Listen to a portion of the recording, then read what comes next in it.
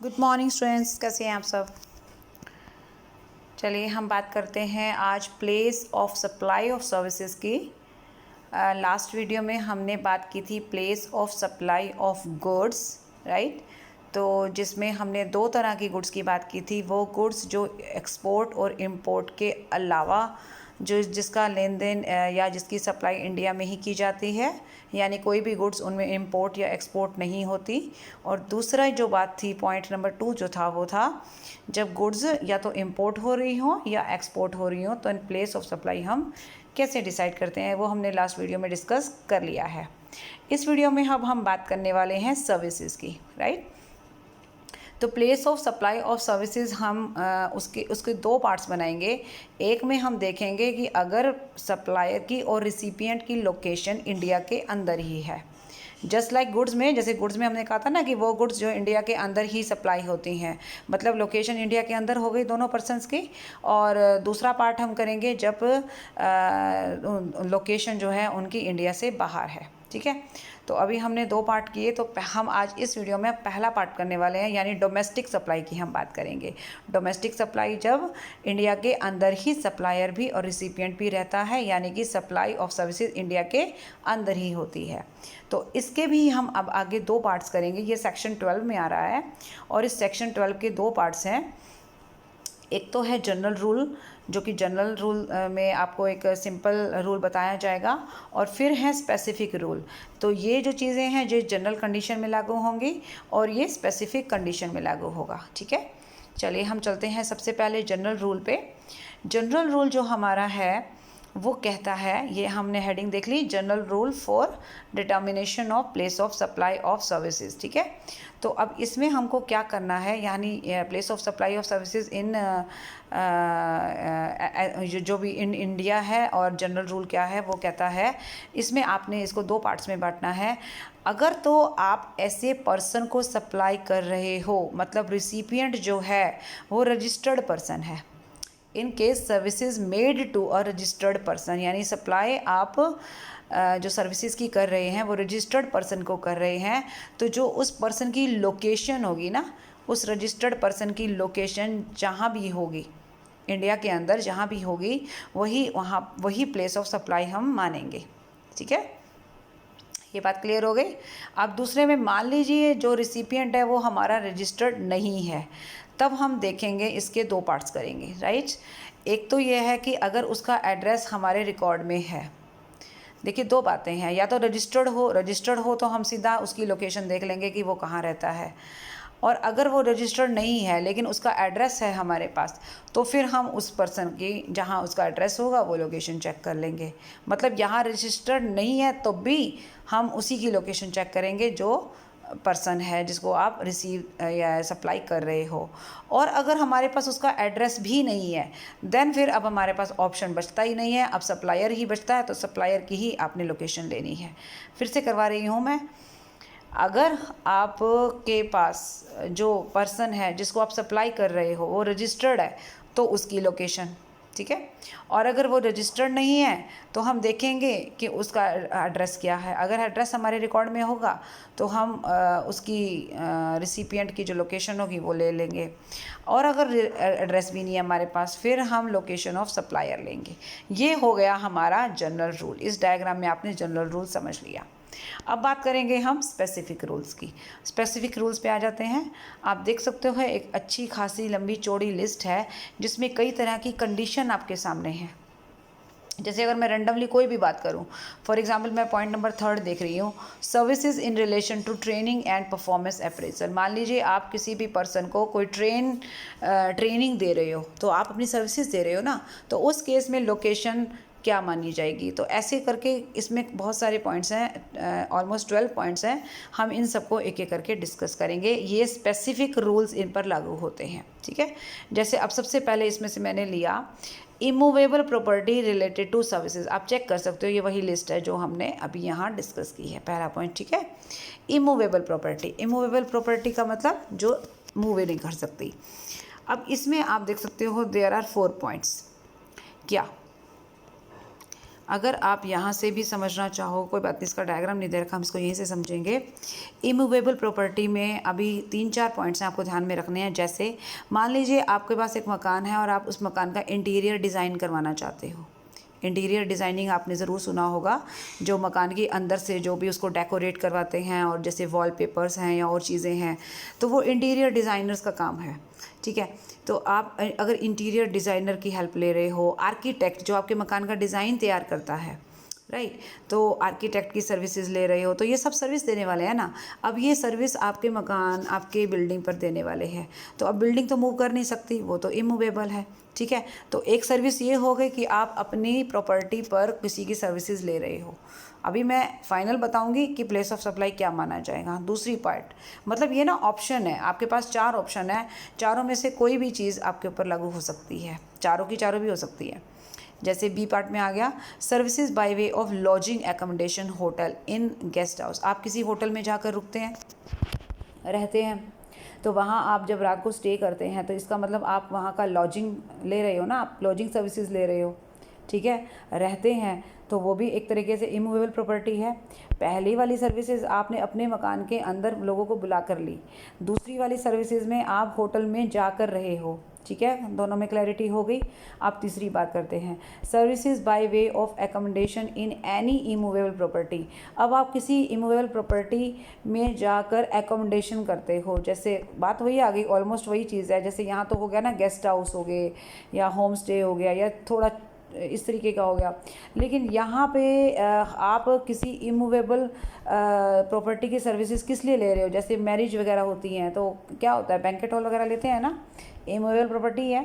ठीक है, या फिर रिसेप्शन वगैरह होती है, या कोई भी फंक्शन होते हैं, जो भी सेरेमनीज़ होती हैं, वो ज़्यादातर लोग जो है आजकल बाहर करते हैं, तो ये भी आप उनकी सर्विसेज वहाँ जाकर ले रहे हैं। ठीक है, अच्छा, डी में आ रहा है कि services ancillary to the services, मतलब इन तीनों ए, बी और सी, इन तीनों सर्विसेज के अलावा इन्हीं को फेवर करते हुए कोई और सर्विस दी जा रही है। मान लीजिए अब आप गेस्ट हाउस में जा कर रहे हैं, तो गेस्ट हाउस में एक तो रहना हो गया, प्लस में मान लीजिए खाना पीना भी आप वहीं से कर रहे हैं, तो वो भी अपने आप एक सर्विस हो गई ना, तो वो एंसिलरी सर्विसेज में आ जाएगी। यहाँ तक बात क्लियर हो गई। यानी इमूवेबल प्रॉपर्टी से रिलेटेड आप कौन कौन सी सर्विसेज ले सकते हो, ए बी सी डी आ गया। तो अब इन ए बी सी डी का आंसर एक ही होगा, क्या, कि अगर प्लेस ऑफ सप्लाई जो भी है, यानी कि जहाँ पर भी मतलब जो प्लेस ऑफ सप्लाई हमने डिसाइड करनी है, वो क्या करना है, location at which the immovable property और बोट और vessel as the case may be. मतलब जहाँ पे मान लीजिए, अब जैसे मान लीजिए यहाँ पर आपने मकान के लिए इंटीरियर डिज़ाइनर को बुलाया, तो जहाँ आपका मकान सिचुएटेड है वो प्लेस ऑफ सप्लाई होगा। आप किसी होटल में जाकर रहे, जहाँ होटल होगा वो प्लेस ऑफ सप्लाई होगा। आपने कहीं किसी बैंकेट हॉल में मैरिज ऑर्गेनाइज करवाई, तो वो उस जहाँ पर वो मैरिज का हॉल है वहाँ पर उसका प्लेस ऑफ सप्लाई होगा। और ये सर्विसेज ऑब्वियसली अगर मैं इसके साथ अटैच कर रही हूँ, तो जहाँ मैरिज हुई है, इसके साथ कर रही हूँ जहाँ होटल में हम रहे हैं, और इसके साथ कर रही हूँ घर पे आके उन्होंने जो जो सर्विसेज दी हैं, राइट। तो इन तीनों के लिए एंसिलरी सर्विस ये हो गई। तो अब इन तीनों का क्या सीन है कि प्लेस ऑफ सप्लाई, यानी कि सप्लाई आपने कौन सी जगह पर की है, वो कैसे डिसाइड करेंगे। मैंने जगह बता दी कि जहाँ पर इमूवेबल प्रॉपर्टी है वहाँ पर, और बोट और वेसल। अब ये हाँ, बोट और वेसल का मतलब क्या है, बोट का मतलब हाउस बोट वगैरह, जैसे लोग शिप्स पे जाते हैं, क्रूज़ पे जाते हैं, ठीक है, घूमने, तो वहाँ पे भी तो वो स्टे करते हैं ना रात को। वेसल वही शिप हो गया, बोट का मतलब थोड़ी छोटा साइज़ हो गया, हाउस बोट जिसको आप बोल सकते हो। वेसल में थोड़ा सा बड़ा शिप हो जाता है, उसको क्रूज़ कह सकते हैं हम। और ये भी तो एक इसको हालांकि इमूवेबल प्रॉपर्टी तो नहीं बोलूँगी, लेकिन फिर भी यहाँ इस तरीके की सर्विस। अब जैसे आपने यहाँ पे होटल में आप जाके रहे हैं, ठीक है, तो ऐसे ही आप किसी शिप पे घूमने जा रहे हैं, तो वहाँ पे भी तो आप स्टे करेंगे ना, तो वो भी इसी सर्विसेज में काउंट हो जाएगा। ठीक है, तो लोकेशन क्या होगी, जहाँ अब मान लीजिए बोट, हाउस बोट जहाँ पर आप जाकर रह रहे हैं, तो उसका जो लोकेशन होगा वही प्लेस ऑफ सप्लाई माना जाएगा। तो हमारा पहला पॉइंट हो गया क्लियर। ठीक है, ये बात हो गई। अब आगे चलते हैं। लेकिन एक चीज़ और भी बता रहा है वो हमारे को। अब मैं यहाँ पर सीधा डायग्राम पे आ रही हूँ, मैं ऊपर नहीं लेके जा रही क्योंकि ये चीज़ यहीं पे इन्होंने क्लियर कर रखी है। नेचर ऑफ सर्विस क्या बताई उसने, immovable property related to services including hotel accommodation, हो गया ना ये। सिचुएशन क्या रही है, सिचुएशन दो आ सकती है आपके सामने। एक, अगर प्रॉपर्टी इंडिया में लोकेटेड है, अगर प्रॉपर्टी इंडिया में लोकेटेड है तो लोकेशन जहाँ पर इमूवेबल प्रॉपर्टी की लोकेशन मानी, मतलब प्लेस ऑफ सप्लाई क्या माना जाएगा, जहाँ पर वो मान लीजिए राजस्थान में एक होटल आपने लिया, मतलब वहाँ पे जाके आपने रूम लिया, तो राजस्थान प्लेस ऑफ सप्लाई माना जाएगा, ठीक है। और अगर प्रॉपर्टी इंडिया के बाहर है, हालांकि हम सिर्फ डोमेस्टिक सर्विसेज की बात कर रहे हैं, डोमेस्टिक सर्विसेज की बात कर रहे हैं, ठीक है, लेकिन प्रॉपर्टी की लोकेशन अगर इंडिया के बाहर है, देन जो लोकेशन ऑफ रिसिपिएंट होगा, मतलब जिस पर्सन ने उन सप्लाईज़ को लिया है, राइट, जिन सर्विसेज को लिया है, उस पर्सन की लोकेशन यहाँ पर मानी जाएगी, ठीक है। दो बात बता रही हूँ, पहले तो आपने सारी चारों पॉइंट्स क्लियर किए, उसके बाद अगर प्रॉपर्टी इंडिया के अंदर है तो वही सेम केस जो मैंने बताया, प्लेस ऑफ सप्लाई जहाँ पर इमूवेबल प्रॉपर्टी इंस्टॉल की गई है। दूसरी बात, अगर प्रॉपर्टी इंडिया के बाहर है तो आपने देखना है प्लेस ऑफ सप्लाई क्या होगी, जहाँ पर जो भी लोकेशन है रिसिपिएंट की, वही प्लेस ऑफ सप्लाई माना जाएगा, ठीक हो गया। पहला पॉइंट क्लियर हो गया। दूसरे पॉइंट में आ जाते हैं, restaurant and performance based services. अभी restaurant and performance based almost same ही है। मान लीजिए आप कहीं किसी ब्यूटी पार्लर में जाते हैं तो आप वहाँ सर्विसेज लेते हैं, आप किसी ग्रूमिंग सेंटर में जाते हैं, आप किसी प्लास्टिक सर्जन के पास जाते हैं, वहाँ आप कोई सर्जरी करवाते हैं, तो वो भी परफॉर्मेंस बेस्ड हो गई ना, रेस्टोरेंट भी इसमें आ गया। अब क्या होगा, प्लेस ऑफ सप्लाई क्या माना जाएगा, जहाँ पर सर्विसेज आपको एक्चुअली दी है, मान लो पार्लर पे गए हैं तो पार्लर ही उसका लोकेशन माना जाएगा, उसका प्लेस ऑफ सप्लाई माना जाएगा, ठीक है। क्लियर हो गया, इसे छोटा सा पॉइंट था, इसमें तो कोई बड़ी बात है ही नहीं। जहाँ सर्विसेज आपको मिलती हैं ना, वही आपका प्लेस ऑफ सप्लाई होगा, ठीक है। अब चलते हैं थर्ड नंबर पे, services in relation to training and performance. आप अगर ट्रेनिंग ले रहे हो किसी से, ठीक है, या कोई परफॉर्मेंस का मतलब किसी कोई पर्सन आपके लिए कोई सर्विस प्रोवाइड कर रहा है, ठीक है, ठीक, ओके। तो मान लीजिए अगर अब यहाँ पर दो पोर्शन है, एक तो है अगर आप रजिस्टर्ड पर्सन को कर रहे हो, तो रजिस्टर्ड पर्सन का तो पहले भी आया था ना, लोकेशन ऑफ रजिस्टर्ड पर्सन, आप देख सकते हो, मैं इसको यहाँ पे ले जाती हूँ, हाँ, रजिस्टर्ड पर्सन देख रहे हो, लोकेशन ऑफ रजिस्टर्ड पर्सन, ठीक है। और अगर पर्सन रजिस्टर्ड नहीं है, पर्सन अगर रजिस्टर्ड नहीं है, तो फिर जहाँ पर सर्विसेज एक्चुअली परफॉर्म की गई हैं, मान लीजिए आप कहीं ट्रेनिंग ले रहे हो, जहाँ पर आप ट्रेनिंग ले रहे हो ना, फिर वह लोकेशन मानी जाएगी। और अगर आप रजिस्टर्ड पर्सन है तो आपकी लोकेशन देखेंगे। आप मान लीजिए रजिस्टर्ड पर्सन है तो रजिस्टर्ड पर्सन की लोकेशन मानी जाएगी प्लेस ऑफ सप्लाई। और अगर पर्सन रजिस्टर्ड नहीं है, जो सप्लाई ले रहा है यानी कि जो सर्विसेज ले रहा है, तो जहाँ पर वो अपनी जो सर्विसेज ले रहा है ना, जिस जगह पर, फिर वो जगह प्लेस ऑफ सप्लाई मानी जाएगी, ठीक है। ये थोड़ा सा आपको ट्रिक्स समझनी होंगी इस चीज़ की। तो हमारे हो गए 3 पॉइंट क्लियर, पहला था इमूवेबल प्रॉपर्टी का, दूसरा था परफॉर्मेंस बेस्ड चीज़ों का, और तीसरा था जहाँ पर ट्रेनिंग और मतलब रेस्टोरेंट एंड परफॉर्मेंस बेस्ड, यहाँ पे है ट्रेनिंग एंड परफॉर्मेंस बेस्ड, ठीक है।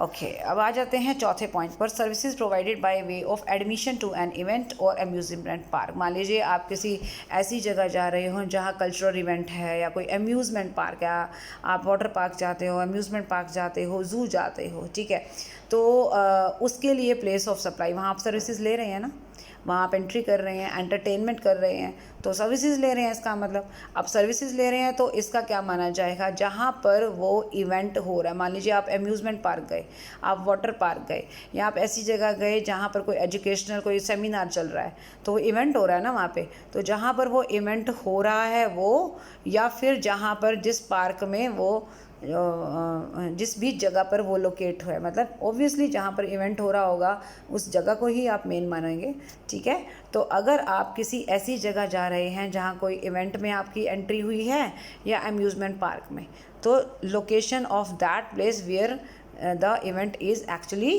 हेल्ड, ठीक है। चलिए, ये पॉइंट क्लियर हो गया हमारा।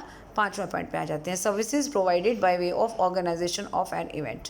अभी ये भी ऑलमोस्ट वही चीज़ है कि किसी भी और इवेंट का ऑर्गेनाइजेशन आप करवा रहे हो। मान लीजिए आप कोई कल्चरल इवेंट करवा रहे हो, ठीक है, एक तो आपने एंट्री की वहीं जाके, और एक है कि आप करवा रहे हो, आपने कोई एग्जीबिशन लगाना है, आपने कोई फेयर है, आप कोई सेलिब्रेशन करना चाह रहे हैं, इस तरीके की कोई चीज़ें हैं, सर्विसेज ले रहे हो आप, ठीक है। तो फिर यहाँ पे अब क्या देखेंगे, यहाँ पे हम देखेंगे क्या कि एक तो आप या तो ऑर्गेनाइज करवा रहे हैं और इस ऑर्गेनाइजेशन से रिलेटेड आप सर्विसेज ले रहे हो। दो बातें क्लियर हो गई। अब सिचुएशन क्या है, अगर तो रजिस्टर्ड पर्सन है तो लोकेशन ऑफ रजिस्टर्ड पर्सन, और अगर रजिस्टर्ड पर्सन नहीं है तो फिर वही बात, यहाँ पर जहाँ पर इवेंट एक्चुअली हो रहा है। और एक चीज़ और भी है, ये देखो यहाँ से क्लियर कर लेते हैं। नेचर ऑफ सर्विस क्या है, services provided by way of organisation, यानी कि ऑर्गेनाइजेशन किसी चीज़ का हो रहा है, मतलब कोई इवेंट हो रहा है। रजिस्टर्ड पर्सन है तो लोकेशन ऑफ रजिस्टर्ड पर्सन, यानी सिचुएशन है रजिस्टर्ड पर्सन, और प्लेस ऑफ सप्लाई है लोकेशन ऑफ रजिस्टर्ड पर्सन, ठीक है। और अगर अदर देन रजिस्टर्ड पर्सन है तो जहाँ पर वो इवेंट हो रहा है वो, और कभी कभी ऐसा भी हो सकता है इवेंट जो है इंडिया के बाहर था, तो लोकेशन ऑफ रिसिपिएंट, ठीक है। ओके हो गया, दो बातें क्लियर हो गई। रजिस्टर्ड पर्सन के केस में लोकेशन ऑफ रजिस्टर्ड पर्सन, और अगर उसका रजिस्टर्ड पर्सन का लोकेशन, रजिस्टर्ड पर्सन नहीं है, वो किसी दूसरे पर्सन को आप सप्लाई कर रहे हो सर्विसेज, तो फिर जहाँ वो इवेंट हो रहा है वो, और अगर इवेंट इंडिया के बाहर है तो रिसिपिएंट का लोकेशन, याद रखिएगा इसको, ठीक हो गया। 5 पॉइंट क्लियर हो गए हमारे। छठे पॉइंट पे आ जाते हैं, services by way of transportation of goods. मान लीजिए आप गुड्स को ट्रांसपोर्ट कर रहे हो, इधर से उधर भेज रहे हो, जैसे आप मेल पे या फिर कुरियर वगैरह से, ठीक है, बाय पोस्ट आ जाती हैं जैसी चीज़ें। यहाँ पे भी दो ही चीज़ें हैं, रजिस्टर्ड और अदर देन रजिस्टर्ड। इसको मैं आपको टेबल में करवा देती हूँ, आप थोड़ा सा ईजी रहेगा।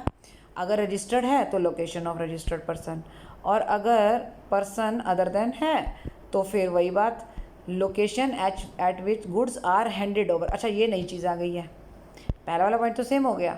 दूसरा, अगर रजिस्टर्ड पर्सन के अलावा किसी और पर्सन को आप सर्विसेज सप्लाई कर रहे हो तो जिस लोकेशन पे आप उन गुड्स को हैंड ओवर करते हो ट्रांसपोर्ट करने के लिए, जैसे मान लीजिए आपने अमेज़ोन से सामान मंगवाया, आपने तो अपने घर पे मंगवाया। Now if you are registered person, तो जो आपका लोकेशन होगा वो आ जाएगा, वो प्लेस ऑफ सप्लाई होगा।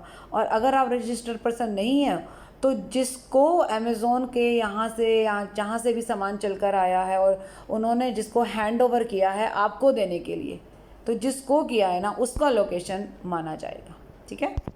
पॉइंट हो गए हमारे 6, 7 पे आ जाएंगे। Passenger transportation service. अभी पैसेंजर यानी पहले तो मैं गुड्स को इधर उधर हमने किया, अब पैसेंजर्स को कर रही हो। यहाँ भी दो बातें हैं, क्या, अगर रजिस्टर्ड पर्सन है तो लोकेशन ऑफ रजिस्टर्ड पर्सन, और पर्सन अगर अदर देन है तो प्लेस जहाँ पर पैसेंजर ने कंटिन्यू किया, मतलब शुरुआत की है अपनी जर्नी की, जहाँ पे पैसेंजर ने अपनी कन्वेंस की, मतलब जो भी उसने व्हीकल लिया, ट्रेन पकड़ी, शिप में बैठा, तो जो उसकी स्टार्टिंग थी उसकी जर्नी की, जहाँ से उसने अपनी जर्नी को कंटिन्यू किया, उसका जो लोकेशन होगा ना उस जगह का वो होगा प्लेस ऑफ सप्लाई, ठीक है। हो गए हमारे 7 पॉइंट्स क्लियर। अब चलते हैं आगे। Service on board. अगर आप किसी प्लेन में बैठे हो, आप किसी ट्रेन में बैठे हो, आप किसी व्हीकल में बैठे हो और उस पर आप कोई सर्विसेज ले रहे हो, तो फिर वही बात, क्या, तो आपने अपनी जर्नी जहाँ से स्टार्ट की, जैसे मैं एक पॉइंट पहले भी आया था, जैसे मान लीजिए आप प्लेन पे बैठे हैं और आप अंदर ही प्लेन के अंदर एक तो आप गुड्स ले रहे हैं, और अगर आप कोई वहाँ पे कोई सर्विसेज भी ले रहे हैं, ठीक है, मान लीजिए शिप में है और शिप में कोई पार्लर भी है और आप अपना पार्लर से कोई सर्विसेज ले रहे हैं, तो फिर जहाँ से आपकी जर्नी स्टार्ट हुई होगी, राइट, वहाँ से वहाँ की लोकेशन मानी जाएगी हमारी प्लेस ऑफ सप्लाई, ठीक है। पॉइंट नंबर 9 आ जाते हैं, टेलीकम्युनिकेशन सर्विस। टेलीकम्युनिकेशन सर्विस के लिए मैं इसको आपको इस टॉप टेबल से समझाना चाहूँगी, ये सारा पॉइंट इसमें दे रखा है। क्या, services by way of fixed. मान लीजिए आपके घर पे आजकल जैसे आप कह सकते हो, जैसे आप BSNL का या फिर जियो का, रिलायंस का आप वाईफाई लगवाते हैं तो फिक्स्ड टेलीकम्युनिकेशन लाइन हो गई, ठीक है। आप टेलीफोन लगवाते हैं, राइट, ठीक है। उसमें क्या होता है, क्योंकि जहाँ पर वो इंस्टॉल किया जाएगा ना, लोकेशन जहाँ पर वो लाइन इंस्टॉल की जाएगी जिससे सर्विसेज मिलनी होंगी, ठीक है, वो प्लेस ऑफ सप्लाई। अगर फिक्स्ड है कम्युनिकेशन लाइन तो। दूसरी बात, अगर मोबाइल वगैरह की हम बात करें जिसमें हम दो तरीके के पेमेंट करते हैं, पोस्ट पेड और प्रीपेड, राइट। अब हम जब पोस्ट पेड करते हैं तो आपके पास बिल आता है बाकायदा, तो आपके नाम से बिल आता है ना, तो बिलिंग एड्रेस किसके नाम से है, उसकी लोकेशन, ठीक है। और अगर आपका प्रीपेड बेसिस पे है तो प्रीपेड बेसिस में आप क्या करते हो, आप या तो जाकर अपना सिम रिचार्ज करवाते हैं किसी शॉप पर, किसी जैसे मान लीजिए रिलायंस के उस पर आउटलेट पे जाएंगे या जहाँ पे भी आप जाना चाहते हैं, या फिर आप किसी सेल्समैन से करवाएंगे, किसी कोई सेलिंग एजेंट होगा। तो अगर प्री पेमेंट में हम देखेंगे दो बातें होंगी।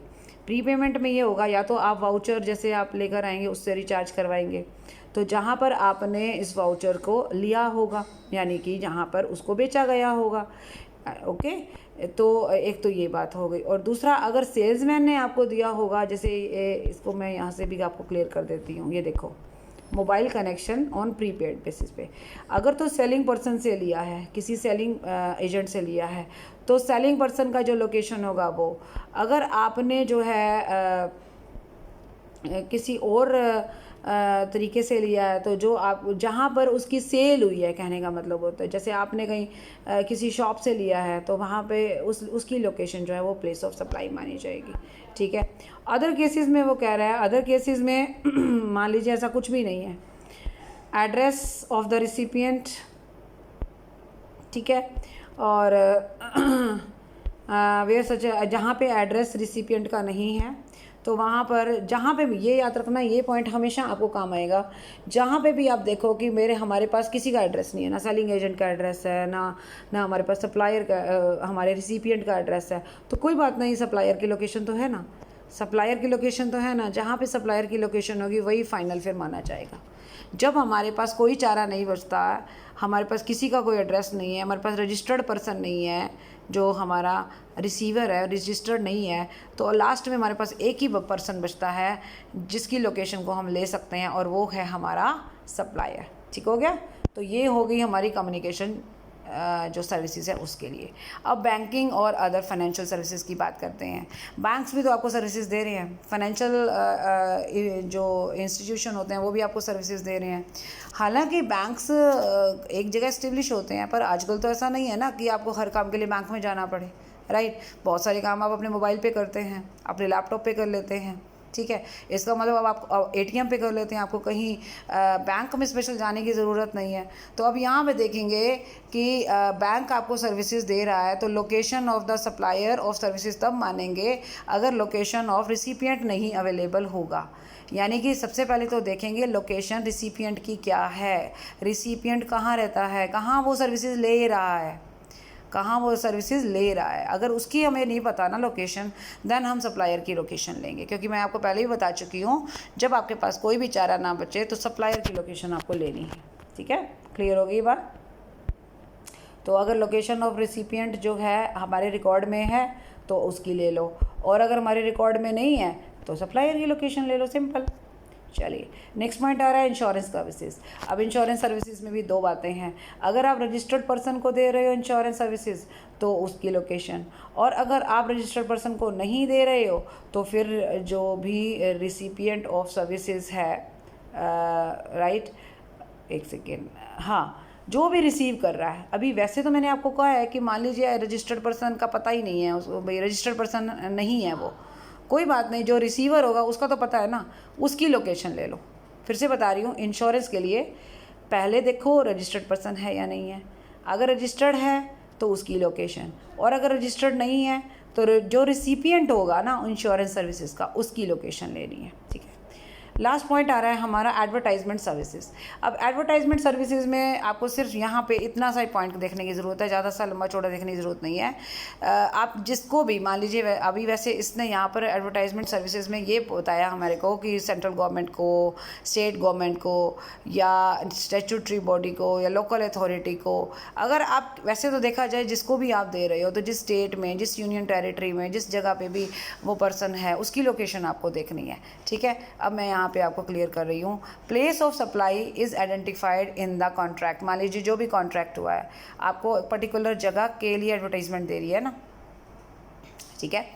तो अगर एग्रीमेंट में प्लेस ऑफ सप्लाई हमें पता है कि हमें पहचान में आएगा कि हमने यहाँ के लिए देनी है, तो वो जिस स्टेट और जिस यूनियन टेरिटरी से रिलेटेड होगा वही हमारा प्लेस ऑफ सप्लाई हो जाएगा।